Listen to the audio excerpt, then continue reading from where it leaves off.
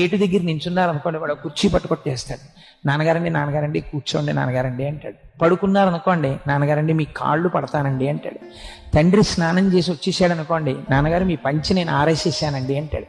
తండ్రి సంధ్యావందనం చేసుకుందామని కూర్చున్నాడు అనుకోండి, తండ్రికి చెంబుతో నీళ్లు తీసుకొచ్చి బిందెతో అక్కడ పెట్టేస్తాడు. ఏమి చేస్తాడంటే ఒక సేవకుడు ఎలా ప్రవర్తిస్తాడో అలా ప్రవర్తిస్తాడు. అంటే గత జన్మలలో ఉండిపోయినటువంటి సేవకులు శరీరమును విడిచిపెట్టేటప్పుడు యజమానినే జ్ఞాపకం చేసుకుంటూ వెళ్ళిపోతే వాళ్ళు సేవకుడు మళ్ళీ పుత్రుడిగా వస్తాడు. అందుకని సేవక పుత్రుడు. ఇంకొకడు ఉంటాడు, వాడు విచిత్రమైన వ్యక్తి, కర్మపుత్రుడు.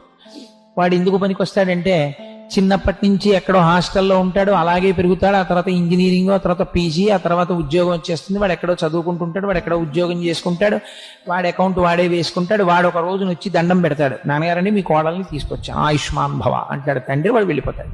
వాడు ఎక్కడో ఉంటుంటాడు, ఎప్పుడో